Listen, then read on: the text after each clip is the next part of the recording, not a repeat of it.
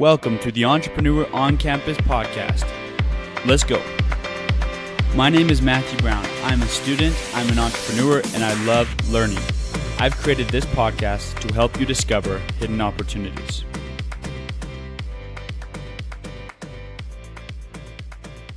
I had the privilege of interviewing JCal Digital, the company, including Jackson Calame, the CEO, and then two of his teammates. And it was a really awesome interview. Before the interview, I was able to get on a call with Jackson and his teammates, and we talked about what they were up to and all of their history of what they've done, talked about the podcast, and they just came off to me as really great people that are trying to change the world for the better. In this interview, we talk a lot about motive and the importance of knowing your why. And then we also talk a lot about marketing and marketing agencies because both Karen, who was one of Jackson's employees, and Jackson himself have a lot of experience within marketing, and JCal Digital is somewhat of a marketing agency. And we'll go into that more in depth. But that is a little bit about the interview and the guests. And so I'm excited to introduce you to JCal Digital. I'm here today with Jackson Calame, okay, and then Karen. Can you say your last name as well? It's spelled a little interesting. Brkich. Karen Brkich and James Gordon. And you got that one. I'm super excited to have you guys on here today. Yeah, man, we're glad to be here. Excited to be here. Thank you for having us. Yeah, so I would love to first intro you guys a little bit to my guests. So Karen, maybe if you could go first, just tell a little bit about what you're doing with Jackson, and then James, if you could go afterwards, that'd be great. Awesome. I am Karen Brkich. I work with Jackson doing business strategy and hanging out with great people and networking and branding ambassadoring.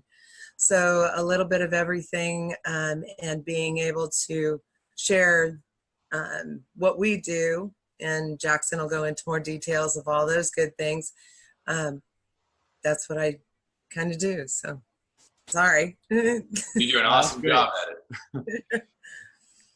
Thank you. And James?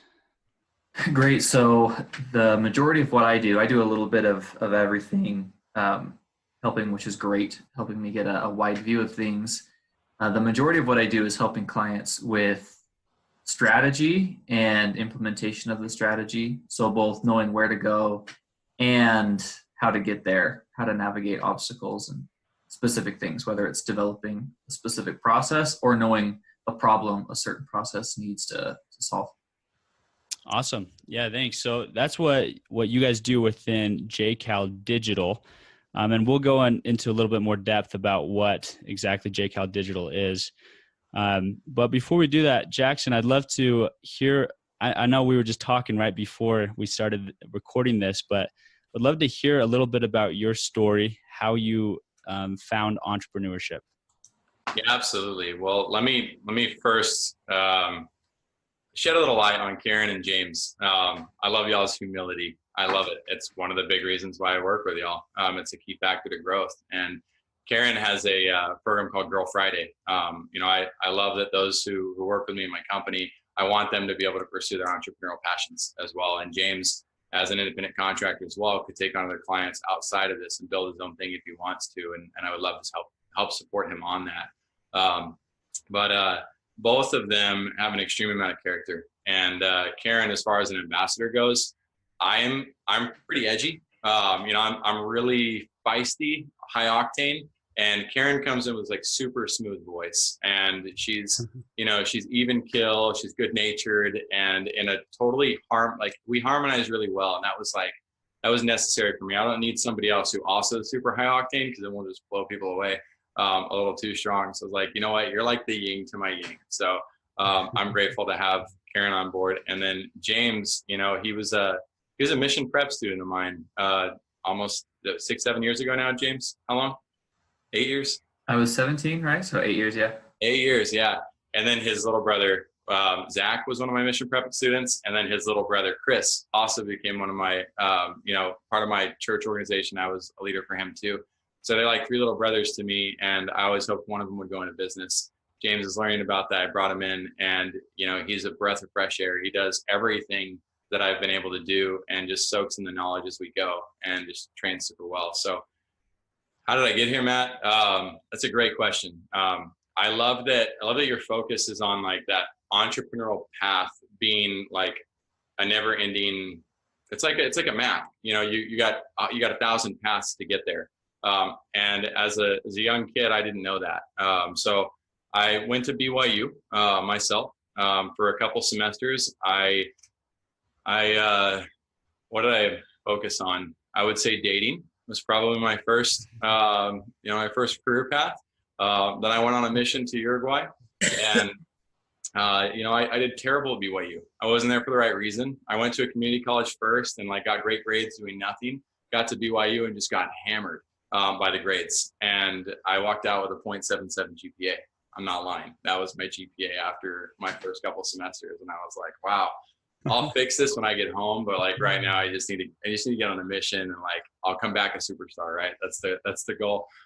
So I went home, went on a mission, and while I was on the mission, and I was majoring in international politics and like Latin American studies, and not Latin. It was just international politics. That's what I wanted. I wanted to be a spy that like dissected Fidel Castro's brain and like thought, what does he think like? How does he do things? I thought political psychology sounded cool. Anyway, I had no idea what I wanted to do, to be honest. It was just money. You're supposed to make money, raise a family, blah, blah, blah. But I didn't know. So I was on my mission, and I met this little boy after a year and a half of being out who looked exactly like one of my nephews. I don't share so many people, but this is my true inner why. And when I met him, like he was in a little bitty town. They lived in this little bitty shack with with a dirt floor, a little bitty thin mattress that all 6 of the kids under the age of 9 slept on. And he was the oldest. And one night he came up to me, and it was like 9:30 at night. We were racing home, and I could see the look on his face. I knew what question was going to come. He looked like he was starving to death. And he said, "Can I have some bread?" And I knew I had to tell him no. I knew what look was coming next. I was basically telling my nephew, "Hey, you got to go home. I can't feed you." And the look of sheer disappointment that overtook his face as he turned around and like, "Wow, like you're going to fail me like that." It was really dark. There was no moon out. Thank goodness. I started to fall. And my companion's walking with a sister from the church, but I'm just letting it stream, cause they don't even know what's going on. And I felt dirty. I was in a shirt kind of like this with a tie, and I was like, oh, I don't deserve this. He doesn't have anything. Why do I have all this good stuff? And my mind was racing, and I was like, you know what? Tomorrow I want to go work in a rice field. I'll make some money. They're gonna make some money there. I'm gonna start a business here. I'll start a little internet computer rental place, because that's what everybody does to make money in Uruguay. The good business owners do it. So it's like, and then I'm gonna teach this town. I'm gonna teach everybody here like how to save this, and we're gonna save everybody here. And I'm not kidding. In that moment, it was like an angel slapped me, like hard, like a haymaker. Again, all of a sudden, I heard this voice say, "Why don't you go home, take advantage of the school that you never took advantage of, and all the resources that you have in North America, learn as much as you can, build a business, and help as many people like this as you possibly can throughout the world." And I calmed down, and I was like, yeah, that's a lot better idea. I should go do that. And so I had no idea that I had business skills. I really didn't. Like I got home and knew that that's what I was supposed to do. So I went to BYU, and I was like, all right, I'm ready to fix my grades and do this. I can get into the BYU School of Business, forget .77 GPA. I know this is going to hurt me, but I talked to the counselor, and the counselor looked at me and said, "Jackson, I've done some stupid things in life too. And I had to change my career path and the things I needed to do, but life's turned out pretty well. You're going to have to change your course and your major. You're not going to get in." And I walked out of there just like foggy and like, really? I didn't want student loans. I was scared of them.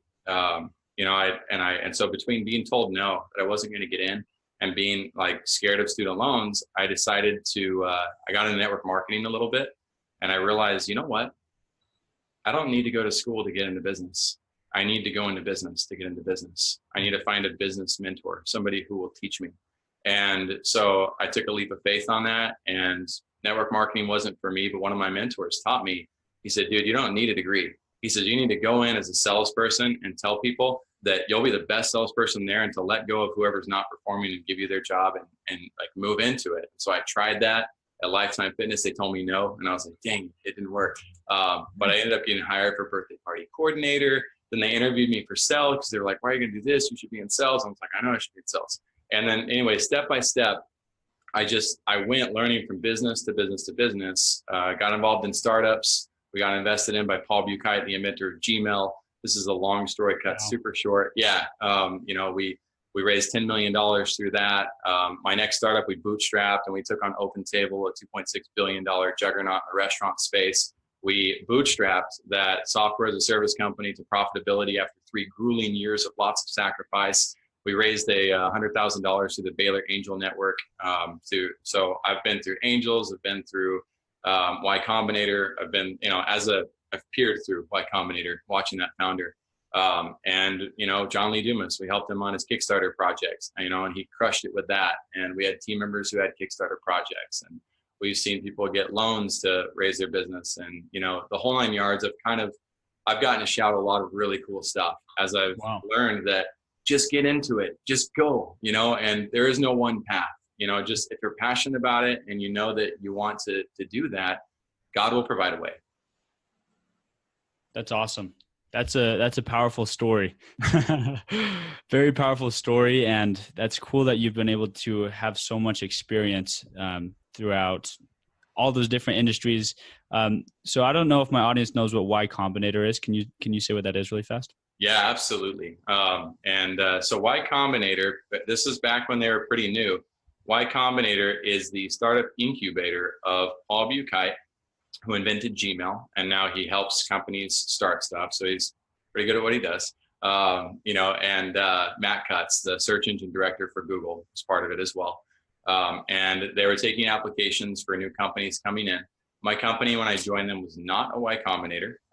Lloyd Armbrust was, he had worked in newspapers and built some websites for A&M and elsewhere. And he just had this concept that was really awesome to save newspapers by launching digital revenue streams. This was back before search engine optimization was like everywhere.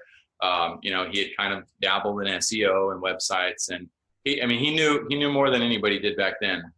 H1 tags, H2 tags, nobody knew stuff like that. I didn't even know what a website was. I got back from Uruguay and I was like, what's a BlackBerry? What's an iPhone? What's a recession? All this stuff had gone on while I was gone. So I knew nothing. And so it was like, wow, this guy's like crazy passionate, and this internet thing sounds important. And yeah, Yellow Pages is disappearing. And so, his whole concept, he got to pitch it to Paul Brkich, and then they took us on as a Y Combinator company. So ultimately they invested $10 million. They helped raise $10 million across investors for Own Local, and Own Local's going strong in Austin. They're a pretty awesome company. I was the first sales rep hired with another group of 3 or 4 out of our group of 18. We were in a CrossFit warehouse. Sometimes the AC worked, sometimes it didn't, in Austin, Texas, which kind of was hot. But we help newspapers, and we help small businesses get websites through the sales reps of the newspapers who were having trouble selling their print-based ads, but they had great relationships. So we leveraged the relationship, gave them a powerful asset to sell, and then we fulfilled on the websites. So that's awesome. So we have a guest. I had a guest on the podcast that his company's currently in Y Combinator. Wow. It's That's actually all hard these days too. Yeah, it's very competitive, but there have been some really successful companies that have come through Y Combinator. Yep. So that's awesome. And wow, there's so many different aspects then I feel like I could dive into in this podcast. So hopefully we can just nail the best parts and get something out of this. I'll tell you what, if people in your list put questions in the comments, we'll come through and answer them too. So happy to help contribute to that, because there are a lot of routes to go. Yeah. Awesome. So tell me a little bit about the company that you're currently working with. Awesome. So JCal Digital is my agency brand. And as I mentioned to you, Matthew, we are a player coach, if you will. So if you're a basketball fan, if you're not a basketball fan, look up Tim Duncan. Tim Duncan retired from the Spurs a couple years ago, but he played for almost 20 years. And he, at the end of his career, he's still a player contributing and putting the ball in the hoop, but he's also a very valuable reset in terms of coaching younger people on how to level up their game. And that's kind of what JCal does. We are able to provide agency resources such as design. We have a design team, we have a virtual assistant team to build processes. But at the same time, my background in coaching, in experiencing so much from having learned and failed and learned and succeeded in so many different areas of business, it's pretty easy for me to dive into a website for a business or to be on a phone call with a business owner and ask the right questions that within a couple minutes, I know what they're going through. I know why they're not networking. I know why they're not scaling. I know why they're struggling with their growth or what types of internal conflicts may be going on behind the surface level things that they may say. And then those who want to learn how to grow, we'll help them. So we help them with growth. A lot of times people come to us for viral Facebook growth and ads and YouTube ads. And that's fantastic. We know how to do it. And we'll show them, we'll forecast for them. If you spend X amount on this, here's the return that you can get. And if you don't know your metrics, here's how we teach you how to track those and reverse engineer the success so that you know how to get it. And at the end of the day, we also stop the person and we say, hey, listen, let's test your funnel. Let us walk through it, play undercover boss ultimately, and see how are you answering the phones? What is it like if I actually go through this sequence? Because what most people don't realize is they're not set up to scale to the growth that they want. And they need a team in order to build that. It's going to take years if they don't use a team. So we try to become that team and help them have the cheapest, most effective resources out there to accomplish their goals. If their growth desires are to serve, if they're not going to serve people, and I can tell that too, if they don't have fulfillment, they don't have customer service, I'm going to tell them they need to get that first, or they need to go find somebody else to help them grow, because I'm not going to put a bad product on the market. Gotcha. Okay. So a typical marketing agency, what they'll do is they will find people who are interested in their services, whether that's Facebook ads or Google ads, whatever. And then they'll take on those clients and they'll run their Google ads or Facebook ads for them. That's a typical marketing agency. But what you're saying is that you are more integrative. You integrate and you say, not only will we help you with Facebook ads and YouTube and Google, but we'll help you understand why you need this and understand the whole picture of perhaps it's not the Facebook ads that you actually need, even though that's what you think you need. And you kind of help the person see the entire vision. Would that be correct? Kind of? 100%. You defined it really well. That's, it's not to get too geeky, but I'm a big fan of Maslow's hierarchy of needs. If somebody doesn't have oxygen, I don't care how hungry they are, they don't care about food. And a lot of these business owners, we try to provide some services to bridge those basic gaps so they can sit back and listen and be like, oh, wow, okay, you fed me. You gave me oxygen, so now I can hear you out. So we recognize there's a need to provide a little bit of dessert up front. But when it comes to like Facebook ads, I got 5 Facebook teams. They're all different companies. I don't care which one you go with, but I can tell you what your results are going to look like with all 5 and why we use 5 different people, the pros and cons of each. If you want your team that's an all-star that's going to automatically hit it out of the park, most of those are like $5,000-$10,000 investments. Mine's $2,500. They're a phenomenal team. They nail it every time. Now there's certain people they won't take on, and they do it for the same reason why Jake Larson of Video Power doesn't take things on a lot of times. If it's not going to result in a 7-to-1 or 20-to-1 return, it's a bad representation of their ability to get results. So they'll turn clients away and wait for the right clients, because when you can show a case study that you produce 20-to-1, everybody wants to work with you. So let me try to understand this. So you take on, you find somebody's interested in Facebook ads, and then do you refer them to one of these 5 teams, or are these 5 teams like a part of your company? How does that function? Great question. I would call it an open negotiation, Matthew. So, if you go to look at Shark Tank, for example, let's take that whole concept. There's no one way that they work their results or their negotiations, right? Mm-hmm. And that's what people are scared of. They want a Walmart price. They want Jackson to put a price right here on his forehead. It's not going to happen. I'm not selling myself. I'm selling results, right? And so based on where your needs are, if you don't know how to dribble a basketball, we got to start there, right? And the value to you to dribble basketball isn't nearly as important as the value to Jimmer Fredette, who already makes money at his job. So the value Jimmer is going to pay for somebody to coach him to do that versus the value you might pay is totally different. And we try to get you set up with the best people to win. Now, so why is it an open negotiation? Some of those companies, they want to integrate further with me, and that's an ongoing conversation, right? So I can't guarantee you that out of those 5, they won't all work for me someday. I can't guarantee you that we won't integrate our brand with one of them someday. So what happens today doesn't necessarily mean will happen tomorrow. And you as a person, as a business owner, you got to know how to negotiate. You got to know how to be flexible, and got to realize, is this the type of person who's going to treat me fairly? At the end of the day, that's the question that needs to be asked. Not what's the Walmart price tag, but is this person looking out for my best interest? And do I want to help that team grow as well? Because if you don't want to help us grow, then why do we want to help you grow? It's got to be mutual. Right. So you have 5 different Facebook teams. Do you also have different Google teams and different YouTube teams? Some of them overlap. Some of them don't. So for instance, one of those teams does a great job on the social organic posts and on Facebook posts, but they don't know anything about Google, right? So they're a cheaper rung because they're only providing a fraction of the service. Some of those teams, like the elite one, they'll also do SEO if it's part of it. They also do heat map tracking. They do conversion tracking. They build a landing page. They build 20 Instagram videos for you, and as part of the process. Most agencies, I shouldn't say most, some agencies handle creative and some don't. At Video Power, you had to have a team that could create and produce those videos. We could do it sometimes, and sometimes we had a fee on it. Sometimes we didn't. It depended on there's just so many, it depends, because there's so many systems, softwares, back and forth editing. And so it's really hard for agencies. What I see happening, Matthew, most agencies are stuck in a yes man mode. Yes, we can do that. Yes, we'll do that. Yes, we can take care of that too. Yes, you're going to get those. Yes, yes, yes. And what happens? The business owner gets burnt. Well, why is the agency doing it? Here's the paradox. The agency's doing it because the business owner doesn't know enough about marketing.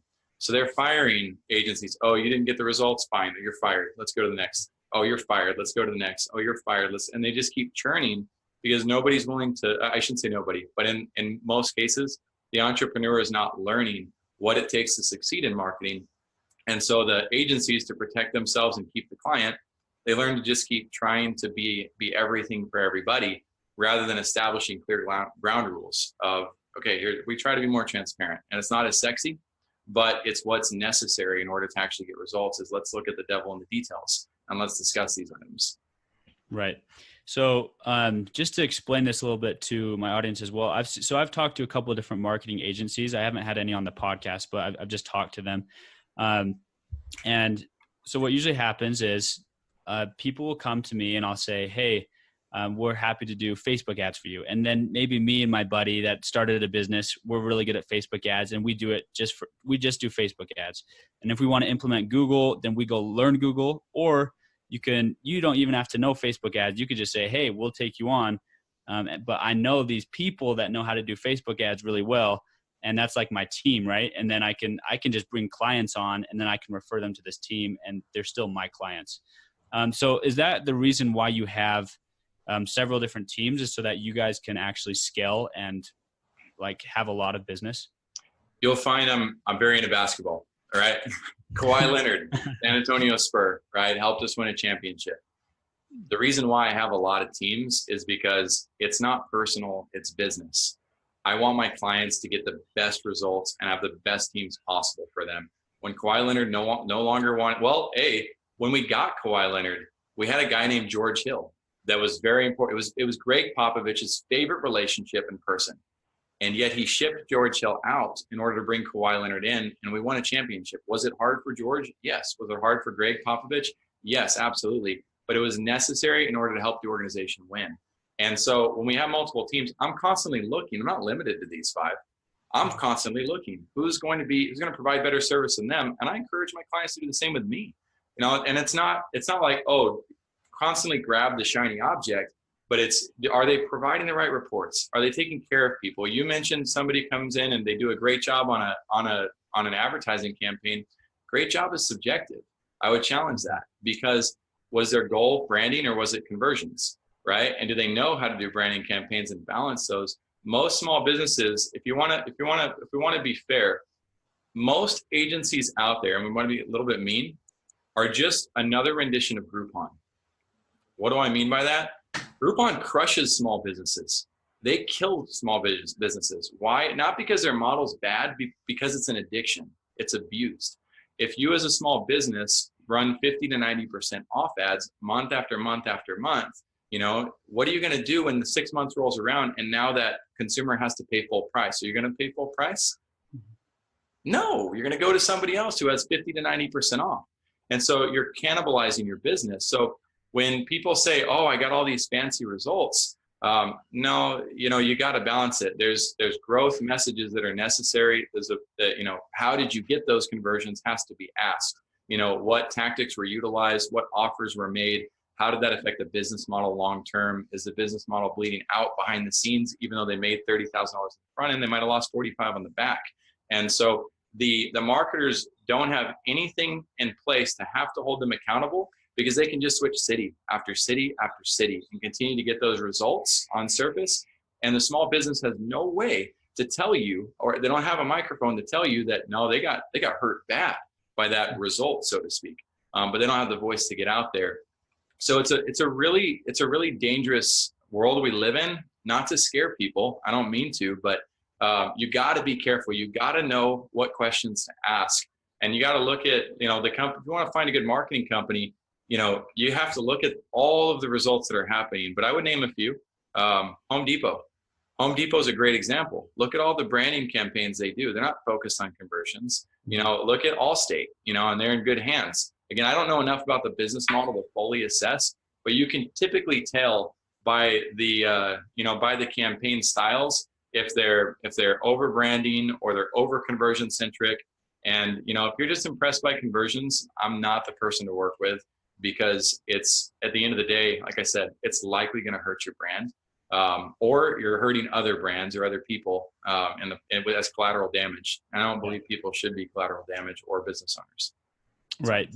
A brand is more of a long-term outcome, and the results can come really quickly, or they can come over an extended period and be sustainable, right? That's what a brand does. And I'm super grateful for Jake Larson. Really helped me figure that out at Video Power. My role with him was to extend the lifetime value, or in other words, to extend the relationship of clients that he serviced, and to help see which clients were actually ready for his services. He was very particular about that. And the paradox of that for me was, okay, well, we're turning down a ton of small businesses that need help, and we're sending them on their way without much in terms of resources. And I just had a pit in my stomach for them. I was like, dang, who's going to help them figure this out? But at the same time, I was grateful that Jake was like, no, man, like, I can't take that local campaign on. They're not going to be able to scale these conversions. And then it was in that process where I realized that, okay, wait a second, conversions are cool, but the reason why it's effective for Nordic Track to run a conversion campaign with Jake is because they also had a marketing team of dozens of people to analyze, okay, where does Jake's role fit into the greater scheme of things with our company? They were running branding ads on top of the conversion campaigns. Mm-hmm. It wasn't just all conversion. From our point of view, it was nice because we could still show the 30-to-1 return, but we didn't have to worry about the responsibility and the ethics behind helping Nordic Track grow. That was up to them at that level. Small businesses don't have that filter. So if you don't have that filter, watch them. Like you got to do your research. You got to know how to do it. Okay. So you started JCal Digital, was it how many years ago? It would be 2 years and 4 months. Awesome. So let's say that somebody in my audience or yourself, you decide you don't have anything built right now. You just decide, you know what, I'm super interested in starting a traditional marketing agency. What steps would you take, knowing that there are so many kind of places where you don't want to be? You don't want to become a certain kind of marketing agency, but what steps would you take to develop a marketing agency? I know a lot of actual students that are marketing students, and they've taken on some clients and they get paid a monthly retainer. It's an excellent like job to get paid through high school or through college, right? So I'm kind of curious what you think would be a good route for somebody to take to start a marketing agency. This might sound like in conflict with what I just said, but start now. That's the biggest thing I would say. Fail forward too. There's a big difference, and I'll revert to Spider-Man on this. With great power comes great responsibility, right? So there's a big difference in failing forward and doing the best you can to help and contributing to a business owner. If you're brand new at this and a business owner is willing to take the shot on you and he doesn't have anybody else and you're charging a fair amount, like shame on him if you fail and he gets mad, or she gets mad. They have to, they're accountable too in this. But what I'm referring to is, so you got to fail forward, learn from mentors, join groups like Josh Vector's group, which is a phenomenal group for marketers. Go to conferences, go to business conferences and look for the marketers who are on stage and ask them, but recognize that some of these people on stage, not all of them, in fact, I think the minority, but some of the all-stars out there, they're not looking. They're saying, you know what, forget it. It's the business owner's fault that they failed. And they are not taking responsibility. They're taking advantage. So with great power comes great responsibility. As you learn, you have a responsibility to double check, to look back and see, okay, yeah, I helped that business grow, but where are they 3 years down the road? Like, oh, they're out of business. What can we learn from this? What did we need to know? And go back and talk to them. I have clients like that I've talked to. I say, hey, listen, man, and I had a conversation last week with one that's going through some struggles. And, he's certainly upset at life at where things are. But we looked at it holistically and said, like, look, man, all right, what are the things I need to learn about this experience? Because we did have victories here, but and then you merged with this company, along the way too. Like, whoa, that was a big decision that affects the whole gamut of all small decisions made in between. But I look at every single one of my client experiences and I say, okay, how do we learn from this? How do we grow? How do we get to that next level? How do we bridge these gaps? Too many people are not bridging the gap. They're just creating something cookie cutter. They're putting it out there. They're saying, this is for everybody. And Sharon Lechter said it really well. She said, don't buy into the hype.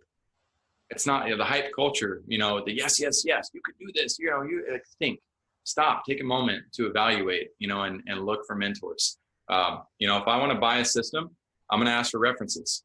I told James, if anybody inquires to work with us, say get references, get case studies, and let's actually call the references and see what their experience is like. Cool. You got to do it. Do your homework. Yeah. So going into the nitty gritty of that a little bit, I decided I want to start a marketing agency. What does that mean? Like, should I go learn Facebook ads, or should I find somebody else who knows Facebook ads, or like, what do I do just from that perspective? Well, if somebody were to say that to me, I didn't do what I do, like I said, because like marketing was my thing, or like I wanted to make money. I did it because of the kid that I saw on my mission, and so what I try to do is I let people know, like, that's fantastic. And like I said, I try to feed them the dessert, right? Here's what you can do. Here's the templates and all that. But will you do me a favor? Like, I want to know your passions. And I got an assessment for that called, Are You Ready to Pursue Your Passions? It's like, some people find it a little bit too frou-frou, and like, they don't want to get all emotional about it. But if you're willing to be vulnerable with me and talk about your passions, I want to know what those are first, and go through that. Most people are not designed to start a marketing agency. They're fed by their parents. They're fed by their school. These careers equal money. So you should, the average, the laws of averages. If I were a product of my laws of averages, I wouldn't even be alive right now. My dad left when I was young. I've been through all sorts of boobies, in life of all different types. And so I never could rely on the numbers. I looked at it that way. I went pre-med for a little bit and thought about the idea of becoming a doctor because of the money, and it made sense, but my heart was never in that. Be careful about doing things based on money. You need to look at your passions and then look at it with somebody who's willing to tell you, like, hey, you know what? You got a passion for traveling, or you got a passion for this or that. What do you want to be remembered for in life? Those are the questions that I think you should be asking yourself even before considering the agency route. I met an NFL Super Bowl winner. I don't remember his name. He came in to buy a membership of Lifetime Fitness. Old dude. So way back in the St. Louis Rams days of winning a Super Bowl, and when he was 49 years old, he became a dentist. His family thought he was crazy, but it's where his heart was. And at this point of his life, 10 years ago, he also owned a sports rehab facility in San Antonio. He was trying to teach me. He was like, dude, you can be anything you want in life. Don't let people limit you and tell you not to pursue things. Pursue your passions. Know how to do that responsibly. And, if marketing ends up being the passion and helping business owners, it's fantastic. Go that route. It may be a means to an end as well, but don't lose sight of what your heart and your mind want. So take some time to figure out what that passion is first, and then, look around and say, hey, who's making money at that? And do the Russell Brunson thing, model, build the funnel, figure out, okay, if this person's a photographer or a musician, how are they making money at it? You can figure it out. But sometimes it helps to have somebody's guidance, and that's what we're here for too, to help people see the how you can make money doing pretty much almost anything. The question is, do you want to be a multimillionaire, or do you want to be, are you happy with $50,000 a year pursuing your passion? I would be. Yeah, very well said. With that, I'd love to transition, and Karen, I would love to ask you a question. I know that you've had a lot of experience with marketing throughout your entire career, and I would love to know what you think the pros, what's the good side of marketing? What do you enjoy about it? And then also the cons, or the surprises, what do most people not know that is one of the challenges of marketing? If you could answer those two questions, that'd be great. I think the challenges with marketing, we'll start with the downside a little bit. The challenges with marketing is getting that business owner to really see what their business looks like. And by that, the investigative work in the background and the actual doing the research on their own business before they actually do the research on how many customers do I have, how many guests do I have coming in, whatever that business looks like. But the awesome part about marketing and about sales and about all of the good things that I've done, I think, is getting to know that person and building that relationship. So even if the business doesn't work out, that we're in business together, we're actually able to continue that relationship, bounce things off of each other, have those brainstorming sessions, and realize that we're still friends at the end of the day. They go where they go and they do what they need to do. But for whatever reason, the friendship continues. So keeping those friendships alive for years and years and years after you're not doing that particular business with them is amazing. Mm-hmm. And sorry, just to clarify really fast, are you saying the business between, or the relationship between you and a client, or you and your boss? Which one are you talking about? It would be with the client. With the client, right? Yeah, the boss part of it, I mean, that's wonderful if it stays as well. Being able to go back and, have that friend, not close friend relationship, but being able to stop in and say hello and see how they're doing and sit in the chair and chit chat for a minute is always great. But the client relationship is amazing. Mm-hmm. So you were saying that one of the biggest difficulties is helping the client understand what their business and industry looks like on the marketing side. Was that correct? Or yes, Matt, I think that Matthew, that's absolutely correct. Jackson does something that's really unique with JCal Digital that I've found, being the newest member of the team.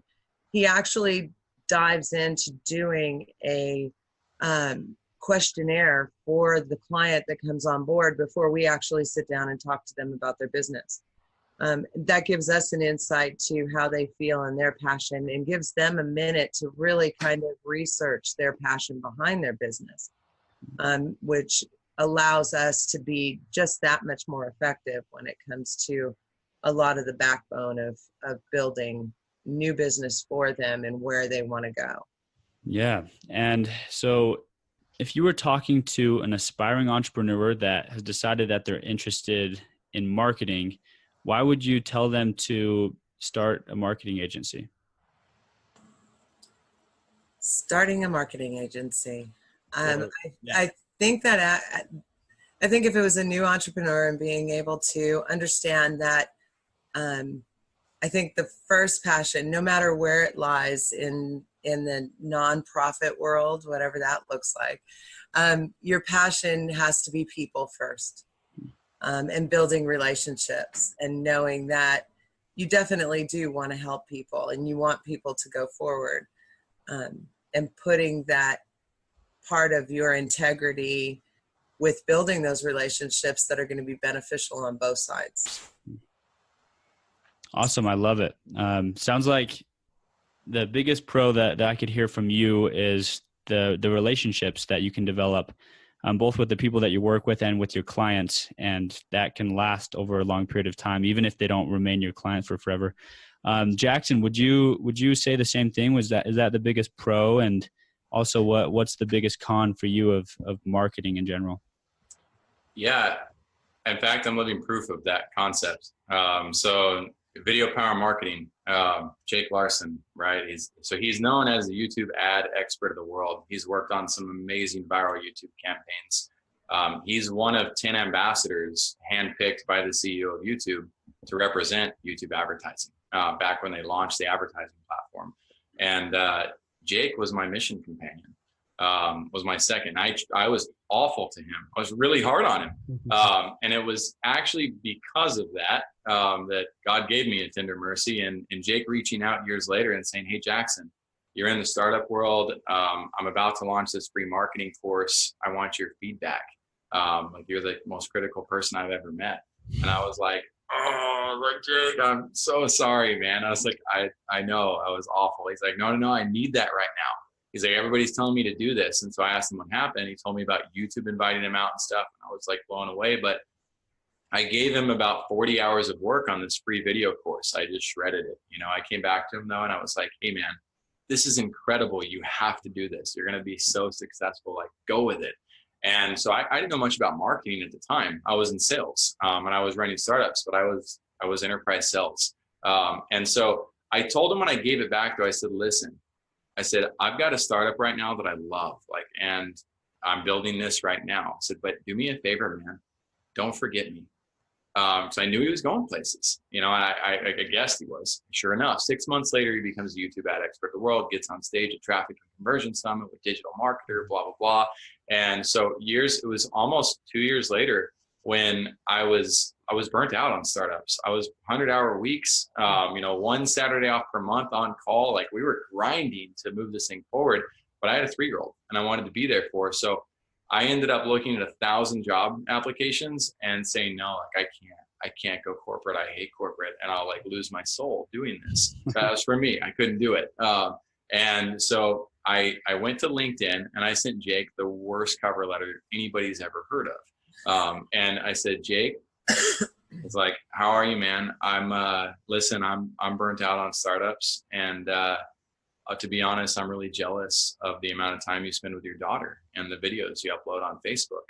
I'd really love to help you grow. But you look like you're kind of there and on top of the world. So if you're not in a position to grow, just do me a favor, just send my info to somebody who's living life like you." That was it. I was depressed. I was done, oh crap, he's never going to call me. And in Jake fashion, I got a reply that said, "Let's do it, homie." And he flew me out to Salt Lake to talk to him and to meet the team and stuff. And I was kind of losing sight of my value a little bit, but he just gave me a breath of life in the opportunity. And he had 2 interns working for him, and I helped him. I basically became his executive assistant. I helped him learn how to be a CEO and learn how to run the company. And like I said, we had a blast and a lot of learning lessons over the 18 months, tripling the revenues. And I learned so much. I never intended to learn marketing, but I got in the door, and then they're talking about this word called attribution. I'm like, what the heck is that? It took me 6 months to understand what the heck that meant. And nobody could explain it to me in a way that my brain can conceive. But finally, I looked up in the dictionary, I think, attribute. And I was like, oh, to attribute success. That's what this weird word means, is how do you attribute success? Where do you attribute the success of your campaign to? Is it the Facebook ad? Is it the billboard? And if they saw both, which one's more important? And like, oh my gosh, it's a mess. It's a nightmare to try to figure out how attribution actually works. But it was me, I love nightmares like that. I'm like freaking diving in. Like, let's figure this Rubik's Cube out. So, I wouldn't recommend necessarily starting a marketing company on day one. I'd recommend finding a mentor, like I said, whether it's an online course and starting there. But know that if you're not behind the scenes on the daily grind, you don't get to see all the stuff that Google shuts down or Facebook shuts down, or the things they don't allow, or the terms and conditions. And if you got to learn that way on your own, more power to you. If you've already done it, like super power to you. But it was very helpful to be able to shadow, Cooper, who ran those, and Jake, and see and hear all the ins and outs and all the client relationship stuff, and to be able to internalize that for 3 years in preparation to realize that, okay, you know what, I that's part of what I do now too. That's part of what we exist and help with. So shadow, have a mentor, don't do it alone. Awesome. I love it. Well, thank you guys so much. Just to conclude, I just wanted to acknowledge what you're doing. First off, you can tell that you guys are all very close as JCal Digital, and that there's a lot of respect between each other. And it sounds like you very carefully pick your clients. You choose. It's a little hug. That you choose your clients very carefully because you want the best for them, and that you're willing to turn them down if you can't provide the best. And that's something that we need more of in the business world. I think there's a lot of pursuing of money, and maybe in the short term you get that money, more of it. But it's like you guys were saying, it's developing those client relationships that actually will bring in the sustainable growth, right? And so, yeah, thank you so much for being on the podcast and for everything that you guys are doing out there in the world. Matthew, you're going to be awesome, man. Like, you are awesome, but like, this is going to grow. Keep it up, dude. I hope this is your passion and this is your dream, because like the world needs more of you. This is incredible what you set up. And I can't wait to look back in like a year, and then 2 years, and then 5 years, and just see where Entrepreneur on Campus ends up. Because man, just I'm blown away at what you've done at such a young age, and keep it up, dude. Hey, thank you so much. Appreciate it. Thanks for listening today to JCal Digital and the interview that we did. I hope that you guys enjoyed it. If you did, please go ahead and share it with a friend, subscribe to the podcast, and keep listening to more episodes. And I hope that you guys are taking things away from these interviews. I'm learning a lot about the different industries that exist, and how I can participate in them if I'm interested. And these are the type of questions that I'd be asking if I did not have a podcast. And I hope that they're valuable to everybody else, because they're very valuable to me and the things that I'm learning.